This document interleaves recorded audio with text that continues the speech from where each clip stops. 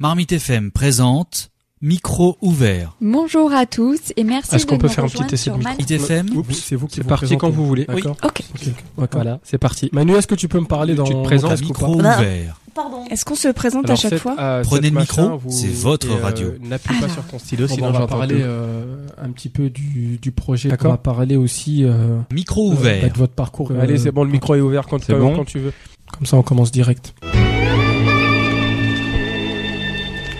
Fabienne Siéjac, bonjour. Bonjour Noradine. Vous êtes la présidente de l'association Bien-être en Yvelines. Vous êtes naturopathe, réflexologue, entre autres. On va y revenir en détail. Et vous organisez beaucoup, en tout cas vous participez à beaucoup d'événements pour le mois de juin. Ça commence le 5 juin et le 25 juin, ce sera la dernière. En tout cas, pour l'instant, il y a peut-être d'autres choses qui vont venir pour les mois à venir. Alors, est-ce que vous pourriez, pour commencer cette émission, nous dire en quelques mots, nous présenter cette association Bien-être en Yvelines?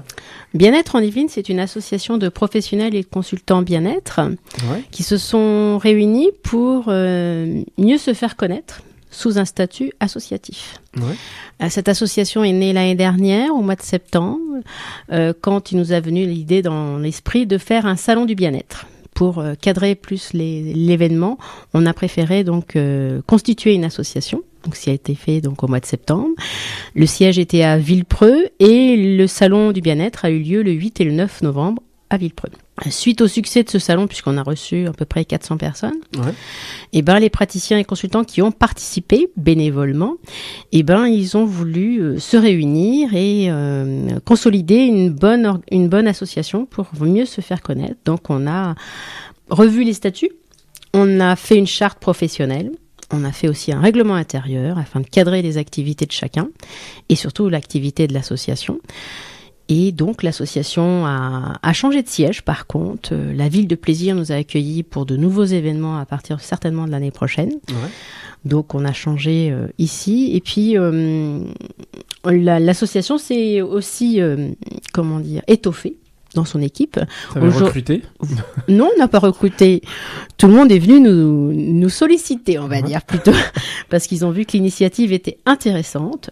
On recherche pas forcément de profil particulier. L'association est ouverte à tout praticien et consultant déclaré, professionnel en tout cas, et donc présent dans les Yvelines principalement, puisque je suis aussi sollicitée dans Normandie et dans le 91 et dans le 95, mais là c'est pas possible. C'est un peu trop large. Voilà, c'est plus les Yvelines. Donc on se réunit, on est 32 actuellement, alors qu'on était 20 lors du salon. Il y a de nouvelles disciplines qui sont arrivées, des disciplines qui sont parties, et puis voilà, ça évolue. Justement, en parlant de ces disciplines, ces praticiens, de quelle pratique parle-t-on justement? Je l'ai évoqué en parlant de vous, naturopathie, réflexologie. Qu'est-ce qu'il y a d'autres comme disciplines qui sont proposées? Alors, il y en a différentes. Là, sur le flyer qui est devant moi, mais que vous retrouvez aussi sur le site internet. Sur le site internet de Bien-être en Yvelines, vous retrouvez toutes les disciplines. Il y a de l'art-thérapie, par exemple. Il y a de la danse libre. Il y a du doing. Il y a de l'EFT, ce qu'on appelle de l'Emotion Freedom Technique. Vous avez du Feng Shui. Vous avez de l'hypnose. Vous avez du magnétisme qui est proposé. Différents massages de bien-être. Vous avez de la naturopathie. Vous avez de la psychologie du sport. Vous avez du Qigong. Justement, on va s'arrêter sur ça, puisque vous avez évoqué, il y en a plein, il y en a plein. On renvoie au site internet pour avoir la liste complète. Vous avez parlé notamment de naturopathie. Alors, expliquez aux auditrices, aux auditeurs en quoi consiste la naturopathie. Parce que ça peut sembler comme ça au premier abord comme des disciplines un petit peu transversales de la médecine ou un peu moins connues en tout cas du grand public. La naturopathie, effectivement, n'est pas forcément connue du grand public. Pourtant, elle existe depuis longtemps. On parlait surtout d'hygiénisme avant. Et nous avons exactement le même représentant historique que les médecins, à savoir Hippocrate. Donc, Hippocrate disait que l'aliment était ton principal remède. Et c'est sur ça que le naturopathe se base. Donc le naturopathe, c'est 60% d'équilibre alimentaire facile. Et puis après, c'est des techniques manuelles comme la réflexologie, les massages.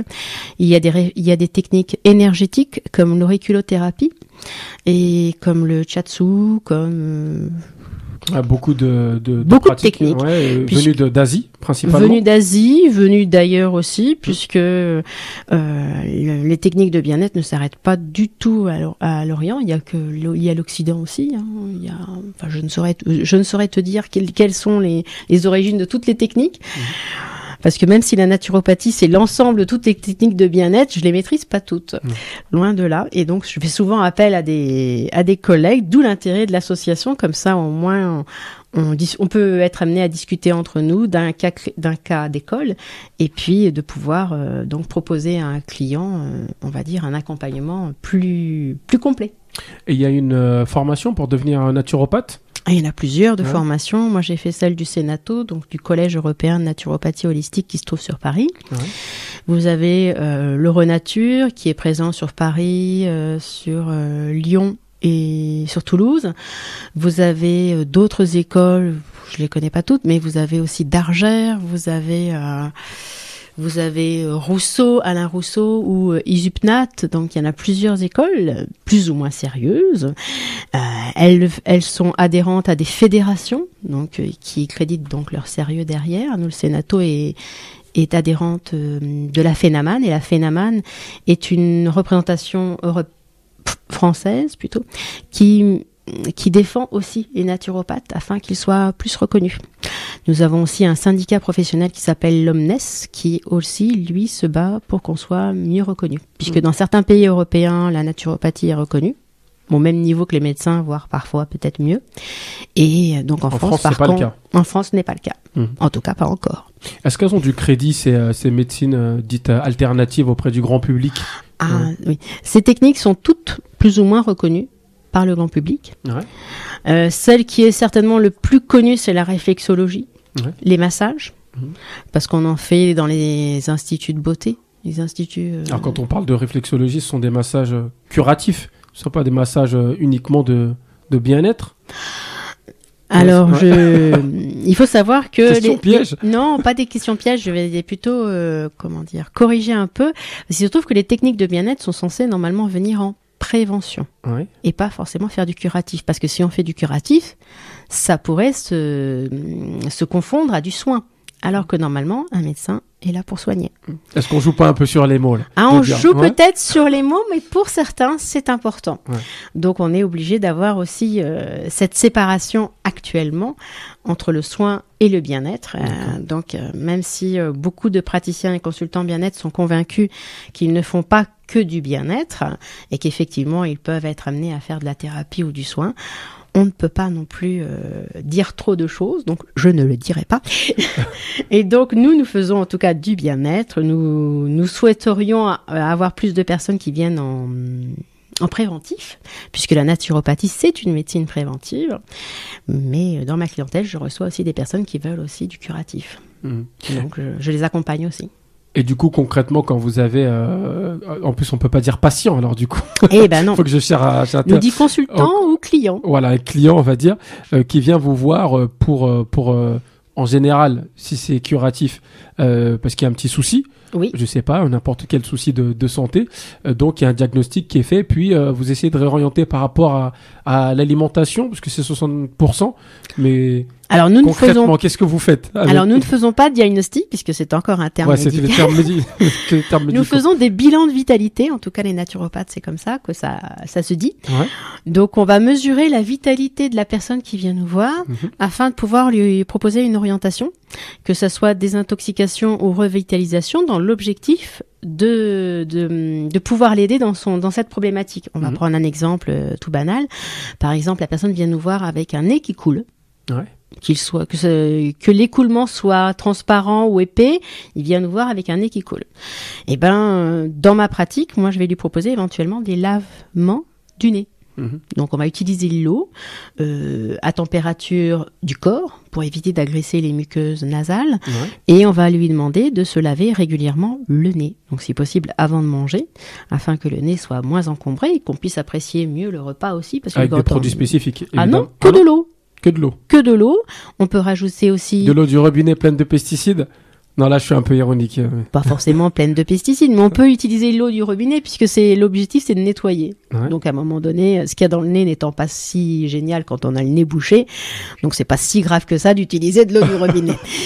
Mais voilà, donc on va utiliser de l'eau du robinet, on va la faire un petit peu chauffer, et puis on va C'est important, on va chauffer. oui, pour éviter d'être agressé par l'eau chaude ou l'eau froide, et puis on va nettoyer le nez avec une sorte d'accessoire que moi j'utilise, c'est le Lota, c'est un accessoire qui vient des médecines ayurvédiques, qui ressemble à une sorte de petite théière avec un grand bec, et on met ça dans le nez afin que l'eau coule dans une narine et s'écoule par l'autre, et donc puisse en même temps évacuer les déchets.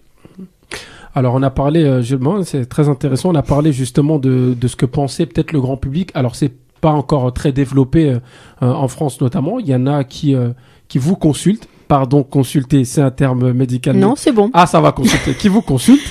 Et par rapport aux médecins, alors, est-ce que les médecins vous mettent un petit peu de côté, vous regardent comme des pestiférés, ou est-ce que justement, on vous envoie parfois quelques patients? Et ben moi, complément peut-être. Dernièrement, j'ai eu des clients qui me sont venus recommandés par des médecins. Alors pas forcément mon nom étant reconnu, mais ma pratique, est reconnue. Et puis les clients ont regardé dans l'annuaire ou sur internet s'il y avait un naturopathe près de chez eux, et puis c'est comme ça que je les ai retrouvés. Mais sinon, généralement, c'est rare quand ça vient de chez un médecin. Donc, c'est pas forcément que nous sommes des pestiférés pour tous les médecins, loin de là. C'est qu'ils n'ont pas forcément l'information. Lors de leur formation, on ne les informe pas sur ce genre de technique. Après, c'est par curiosité qu'ils y vont ou pas. Et puis voilà, s'ils sont intéressés, ils se spécialisent. Il y a même des médecins qui deviennent réflexologues ou naturopathes. Hein. En sachant que pour l'instant, ce n'est pas reconnu par l'ordre des médecins. Non. Et la sécurité sociale ne prend pas en charge donc les consultations. Okay. Non. Mais nous coûtons moins cher qu'un médecin. Ah. Ben oui, parce que quelque part, moi je dis souvent à mes clients, vous allez voir vos médecins, vous allez le voir pendant un quart d'heure, 20 minutes, il va vous coûter actuellement, c'est 23 €. La consultation. Voilà, 23 €. Certes, vous avez un remboursement de la Sécu, mais tout le monde sait qu'il y a un trou énorme dans les caisses de la Sécu et que chaque contribuable, par ses impôts, rembourse ce trou de la Sécu. Alors qu'un naturopathe, certes, il vous prend 50 € de l'heure, en moyenne, mais bon, il n'y a plus rien à rembourser derrière. Si ça marche. Mais ça marche, la naturopathie, j'en suis même la preuve vivante. Bah, vous devriez alors prendre dans votre cabinet, vous devriez prendre la sécurité sociale pour essayer de la guérir de ce trou. Peut-être que ça marcherait avec la naturopathie. Ça marche pas en politique. Bon, blague à part. On va en venir à vos actions, puisque vous serez présente avec l'association sur le terrain. Le 25 juin, donc, une soirée, que vous organisez, une soirée bien-être dans l'espace coworking Blue Office. Oui, le Blue Office nous a accueillis le 9 avril dernier pour faire une réunion interprofessionnelle, puisque l'association Bien-être en Yvelines a une particularité, c'est qu'elle rassemble des professionnels de toutes les Yvelines, Et donc, du fait de notre éloignement à chacun, le meilleur moyen de faire connaissance, c'est d'organiser des réunions interprofessionnelles. Donc, j'ai organisé la première le 31 janvier à Méré, à l'espace Colibri-Zen, la deuxième le 9 avril à Blue Office, la troisième aura lieu le 18 juin de cette année à Maison Lafitte, à Blue Office aussi, puisqu'ils ont un espace de coworking là-bas. Et le 25 juin, pour remercier Blue Office de nous avoir accueillis le 9 avril, on leur propose une soirée bien-être dans leurs locaux. Donc là, on aura une belle équipe parce qu'il y a déjà plus de 16 personnes qui viendront de l'association, alors que nous sommes 32. Ouais. Donc il y aura des masseurs, il y aura des exposants. Moi, personnellement, je n'aurai pas le temps d'exposer, donc je serai à l'entrée en train d'accueillir le public, puisque tout public peut y venir. Le moyen pour pouvoir être prévenu, c'est d'aller sur le site internet et de me laisser votre adresse internet, ainsi je vous enverrai une invitation. L'entrée est payante, 10 € pour une personne et 15 € pour 2 personnes. C'est une soirée qui aura lieu de 18h45 à peu près 22h. Il y aura des conférences, des ateliers, des massages, de la réflexologie, et des exposants que vous pourrez aussi découvrir. Et donc, la soirée sera là pour se détendre. Voilà, donc ça, ce sera le 25 juin. Je rappelle que vous pouvez retrouver toutes les informations sur le site www.bien-être-en-yvelines.fr. Fabienne, vous êtes venue avec quelques ouvrages. Je vais vous demander d'en choisir peut-être un pour nous en parler, puis de nous donner des petites références pour ceux qui souhaiteraient en savoir plus sur la à naturopathie notamment? Alors moi, je suis venue effectivement principalement avec des livres que je maîtrise le plus. Ouais. Donc la naturopathie, il y a plusieurs bouquins qui existent sur la naturopathie. Moi, je vais vous en citer 2 qui ont été écrits par mon directeur d'école, à savoir Daniel Kieffer. Donc la naturopathie pratique, les 24 heures de l'homme heureux chez Jouvence, édition Jouvence. Très facile d'accès, c'est quelques pages pour mieux comprendre ce que c'est que la naturopathie au quotidien. Ouais. Donc c'est très facile d'accès et on explique tout vraiment pour tout public. Après, vous avez votre première visite chez le naturopathe, toujours écrit par Daniel Kieffer. Par contre, édition Le Souffle d'Or. Et là, encore une fois, c'est une explication de ce que c'est que la naturopathie et quelques cas d'école qui sont cités dedans. Par exemple, la naturopathie et le 3e âge, la naturopathie et les étudiants, je crois, et le tube digestif. Donc voilà, c'est l'occasion de découvrir un petit peu la naturopathie. Mm-hmm. C'est déjà pas mal, elle est un dernier. Un dernier que j'aime bien aussi, c'est le livre écrit par Jean-Charles Soumerade, qui est un professionnel de l'aromathérapie, que je n'ai pas besoin de citer peut-être sur les ondes, mais peut-être que si. Donc Jean-Charles Soumerade, voilà, je parle de ton bouquin, Mon atelier d'aroma, l'aromathérapie créative, ou les huiles essentielles qui permettent de, entre guillemets, soigner, parce que c'est cité sur le bouquin, qui permettent de créer son parfum, qui permet aussi de cuisiner et de passer un moment de bien-être sans égal. Voilà, en tout cas, aux éditions Marabout. Aux éditions Marabout. En tout cas, merci Fabienne Siéjac pour toutes ces informations. Et puis, bon courage pour toutes les dates que vous avez pour le mois de juin. Et il y en aura une aussi au mois de juillet. Ouais. Qui n'est peut-être pas cité sur le site encore parce que c'est Fabienne qui met le site en marche. Donc nous ferons aussi une soirée bien-être le 1er juillet avec l'association Le Tourbillon qui se trouve sur les Clés-sous-Bois. C'est une association qui soutient les assistantes maternelles et il leur propose du matériel de périculture en location ou en prêt. Et comme je faisais partie de cette association il y a quelque temps encore comme maman, puisque j'ai 2 jeunes enfants qui étaient à la ludothèque, et ben j'aurais proposé de faire des soirées bien-être. Et à partir de septembre, nous aurons certainement une soirée tous les mois avec l'association Le Tourbillon. Et là encore, nous ferons des réflexologies, des massages et des conférences pendant toute une soirée le 1er juillet au sémaphore des Clés. Bien, merci en tout cas. C'était complet, voilà, passionnant. Fabienne Siéjac, je rappelle que vous êtes présidente de l'association Bien-être en Yvelines. Merci d'être venue au micro de la Marmite. Merci Mouraline. C'était Micro ouvert, un entretien mené par Nouradine Agne.